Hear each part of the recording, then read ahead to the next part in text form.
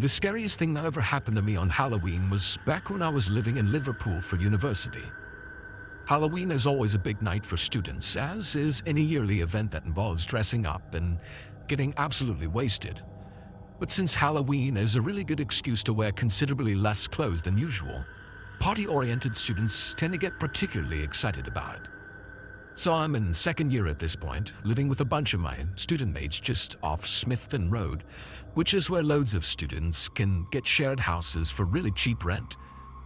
We heard that this big house party was happening just down the road from us, one of those that had its own little Facebook events page set up to keep track of invites and give people directions to the house. I remember my mates sitting around the kitchen table, all staring at the screen as they went through all the profiles of girls they said that were attending. I mean, some of them were absolutely gorgeous, so we were all definitely hyped about it. Only just a few days before Halloween, I started to feel really grim. I had the shakes.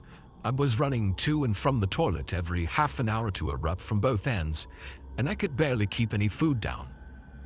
This persisted for like 48 hours straight, and thankfully it had abated by Halloween itself, but I still felt way too rough to do any serious partying. The last thing I wanted was to end up browning myself in front of like half the girls at our uni. I mean, every lad wants to be a legend, don't they? But for the right reasons. So anyway, on the day of the house party, despite my mates insisting I make an appearance and throw together a costume, I had made the firm decision to stay at home and chill for the evening. As much as I felt like I'm missing out, I just didn't feel up to it. So about 7-ish, my mates are pre-drinking in the kitchen, while I'm up in my room looking to order the spiciest curry I could get my hands on, in the hopes that it would purge the rest of the sickness out of me, so I could start the following week feeling fresh again.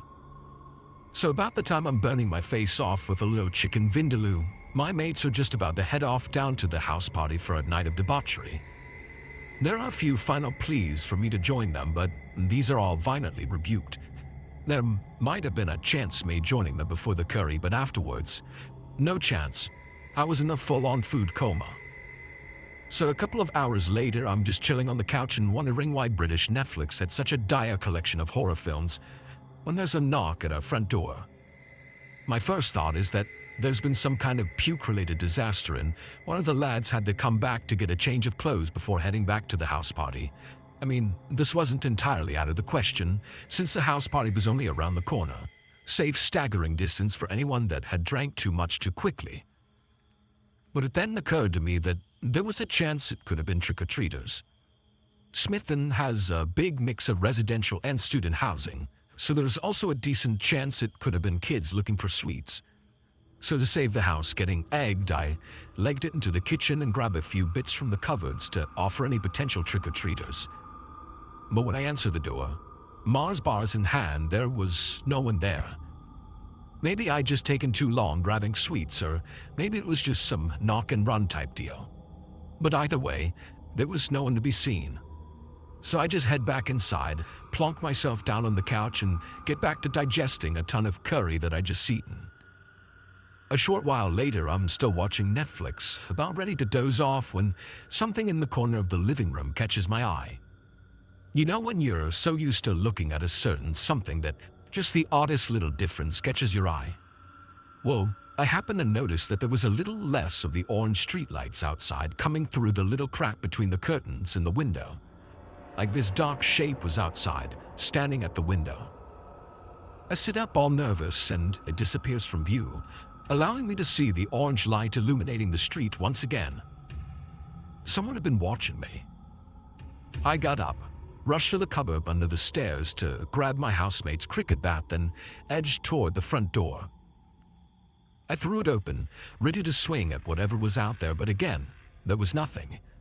I started to feel like I was going mental at that point, that maybe I was just exhausted from being sick for most of the week. I hadn't slept very well at all during the few days prior to Halloween, and I tried to reassure myself that maybe I was just a wee bit jumpy from being overtired. I decided it was best that I get an early night, telling myself that I'd feel much better in the morning. I did a bit of washing up, got a shower, then put on some comfy clothes, get ready for bed, but just as I do, there's another knock on the door. Only this time I can clearly hear some young-sounding voice go, "Trick or treat," from the other side of the door.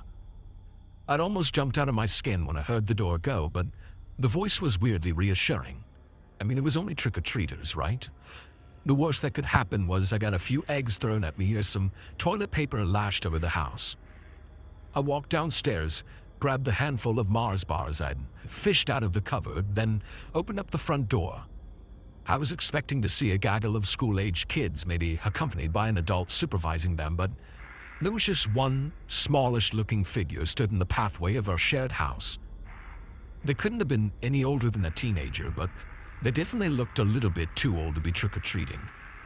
I hadn't imagined that they'd been particularly intimidating otherwise, but the mask they were wearing seriously gave me the creeps.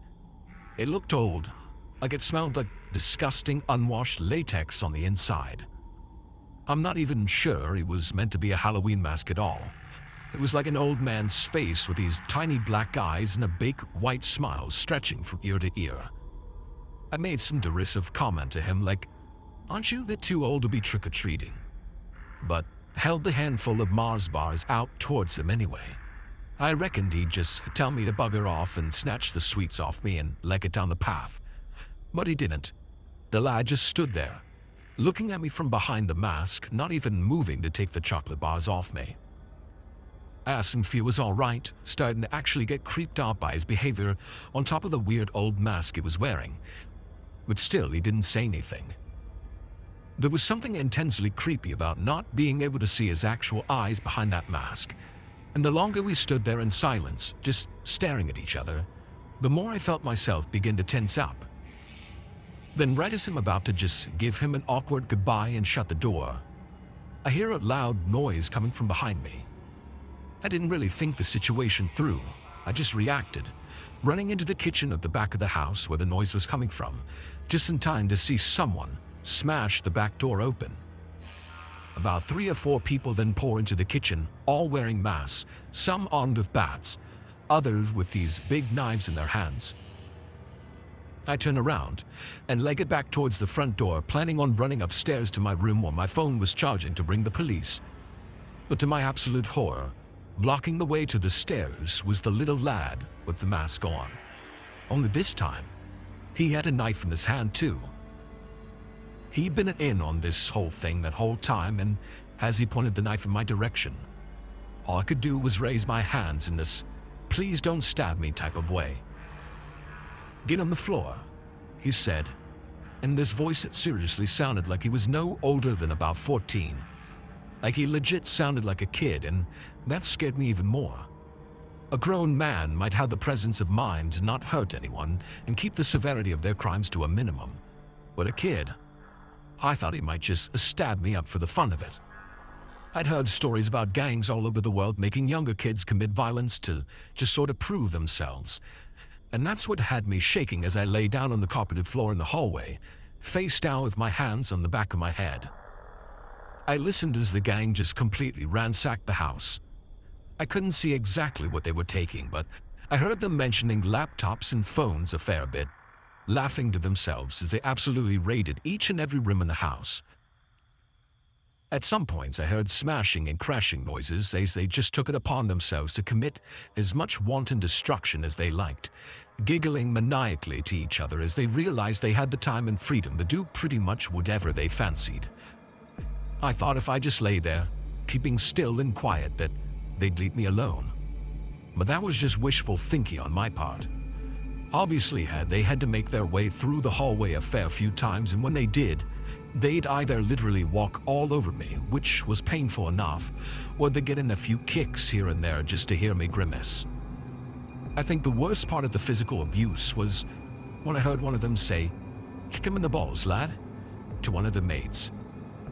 I tried to shut my legs, but they still aimed a few kicks between my thighs. Luckily, I was kind of tucked up, if you know what I mean, and there wasn't anything too delicate exposed, but still, the idea of getting my bollocks crushed under the trainer of some disgusting little thug had my heart practically jumping out of my throat. It sort of reminded me of that scene from A Clockwork Orange. They were there to rob us, That was bloody obvious, but they clearly took a great deal of joy in just being able to terrorize someone for a bit, and they seemed to get a real kick out of realizing that I wasn't from Liverpool. At some point, I said something like, "Just take what you want. Please don't hurt me." And they burst out laughing. I wouldn't say I'm posh by any stretch of the imagination, but I'd definitely say I'm well more spoken than your average Scouser. They started mimicking me in these little voices, stamping on my head and kicking me. I just lay there wishing I'd never said anything. After what seemed like forever, listening to those kids ferrying out belongings into the alley behind the house, they finally left. But not before putting one of their knives to my throat and telling me that they'd be back to cut my head off if they so much as even saw a police officer in the area. Then as quickly as they'd all appeared, they just ghosted. I waited for a long time before I found it in me to stand up, and as I tried, my knees were way shakier than I'd care to admit. I went from room to room surveying the destruction. The place was a mess. But the thing that amazed and gutted me more than anything else was the sheer amount of stuff they'd taken. God knows how they got it all away from the house, but they'd taken the TVs, our game consoles, audio equipment, pretty much anything electrical that wasn't nailed down. It also looked like they'd taken pretty much all our trainers and had raided our closets for any clothes that took their liking. I wanted to call the police, really did, but with what phone? I'm almost glad I got a few kicks to the head, otherwise the sense of shame and humiliation might have been too much to bear. I ended up knocking at my neighbors' houses, but unlike me, they were way too smart to answer their doors to strangers on Halloween. It was probably the single worst experience of my life up to that point. I had to just go back inside the house and sit there in the living room couch with my head in my hands, just trying not to hold back tears. It was hours before any of my drunken housemates arrived back. Before that, I think I just sort of sat there at the kitchen table in the one room that hadn't been completely ransacked, just drinking a few tins of lager, feeling absolutely shell-shocked, until finally two of them who hadn't polled returned home. And that's about the end of it. There's no real resolution to the story. The police couldn't do anything other than take down a list of what had been stolen in the hopes that any of the laptops turned up in pawn shops, but we never heard back about anything involving that. It was weird in that house for a long while after. I used to think the other lads blamed me for what happened, for not defending the house properly, but I realized that was just the trauma from that night making me doubt myself. I had nightmares for a while, a long while actually. And in the end, my parents paid for a few counseling sessions to help me get through my skull that what happened that night really wasn't my fault, how it could have happened to anyone. I got past it in time, but to this day, it remains the single most terrifying event of my entire life. I grew up in rural Iowa, the kind of place where it's just cornfields for miles and miles around. It was a pretty terrible place to grow up. Like, it'll always be home to me, and I'll always have a fair amount of affection for it. Home is where the heart is and all that nonsense, but even from the earliest age I can remember, I couldn't wait to leave. I put it this way, Halloween has always been my favorite holiday. But unlike the kids who trick-or-treat over in Cedar Rapids or Waterloo, who had actual neighborhoods to harvest whole sacks of candy from, we'd have to walk like a mile and a half at a time just to make it to the next house. So aside from the one year where our mom drove us over to Dyersville so we could actually get a taste of how those city kids lived, trick-or-treating just wasn't really an option for us. So a little backstory here. The last year we were allowed to go trick-or-treating, our immediate neighbor to the east, who lived like 3 miles away, basically told us to buzz off because we were getting way too big to be playing kids' games. This guy's begrudgingly given us a few apples some years, and we always sort of resented him for it. But that year, when he told us where to go, it made us downright hate him. I mean, for the entirety of the next year, me and my brother would scowl whenever my dad drove us past his house. To us, he ruined the one good thing we got to do around Halloween each year. I know we were just dumb kids, but Kids are also cruel and stubborn on occasion, and I guess we were just that kind of kid. So the next year, my mom decides to take us over to Living History Farms over in Urbandale. Living History Farms is this place over near Des Moines that bills itself as interactive outdoor museum, which teaches people about Midwestern rural life experiences. Obviously, we weren't thrilled about the visit. It wasn't exactly exciting for two boys in their early teens. I mean, learning about some of the origins of Halloween was pretty cool. I mean, a kid like me was all about hearing how Halloween was the night when spirits of the dead returned to Earth to wreak havoc on those that had wronged them in life. However, there was one particular little educational tidbit that got me and my brother's attention. And that was the stories of how our Iowan ancestors used Halloween as a night to play all kinds of pranks on each other. Pulling up cabbages and shrubs out of the garden was a common trick. Wagons were pushed into the lane or the street, or if the kids were feeling ambitious, they'd hoist the cars up on top of the victim's barn roof. But the most common mischief was taking your neighbor's garden or barnyard gates off the hinges and leaving it in someone else's yard. I remember the teacher lady telling us this. Then me and my brother just looking at each other with this wordless kind of communication like, oh, the neighbor is gonna get it this year. So that year, we snuck out of the house in the early hours of the morning, walked down to the neighbor's place with a screwdriver and hammer, and then did exactly that. We took his front gate off the hinges, walked it like a mile down the road to his other neighbor's place, then left it in the front yard. We did stuff like that for the next couple of years, each time getting progressively more bold, screwing with him harder and harder until it got to the point that we struggled to top the previous year's prank. Like it got to the point where we stole a huge section of his white picket fence and just threw it into the cornfield across the highway. I mean, we put some actual work into that, dismantling it piece by piece so as not to make too much noise and wake the guy. I mean, it sucked that we never got to hang around to see his reaction, but I guess imagining him going outside in the morning and going insane with rage was enough to keep us amused. So this one year, we rocked up to his house in the middle of the night and saw something we'd never expected to see in a million years. The neighbor guy obviously hated Halloween and never ever put up any decorations or anything. But that year, we turned up to see this Grim Reaper figure on his porch. It wasn't just some dumb-looking scarecrow type thing either. It seemed like the guy had put in a lot of work getting hold of an actual mannequin of something, as well as all this spooky-looking black robe stuff to dress it in. But since he was a farmer, he didn't have much trouble getting hold of the old rusty scythe that was leaning up against it. I mean, yeah, it was kind of intimidating. He'd obviously only put it there to try to scare us off. But we weren't about to be put off from our little year ritual at this point. Nothing short of a tornado could deter us from getting our revenge for having been so mean to us that Halloween night. But right as we started to dismantle his fence in almost absolute silence, I noticed something out of the corner of my eye. Or rather, I noticed the lack of something. So subtle that it actually takes me a minute to realize what I wasn't looking at. At some point, as we were taking his fence apart, the Grim Reaper statue thing had just up and disappeared. I stopped what I'm doing, looking around the front yard and trying to spot where it could have gone. I whisper over to my brother like, "The Reaper's gone. Did you see it move?" And at first he looked at me like I'm crazy. But then he too starts getting pretty freaked out. Or just crouched down, tools in hand, in the dead silence of the night, realizing that we've been a little bit overconfident in our yearly pranks. I mean, we didn't quite realize what was happening at the time, only that things were about to go horribly wrong for us.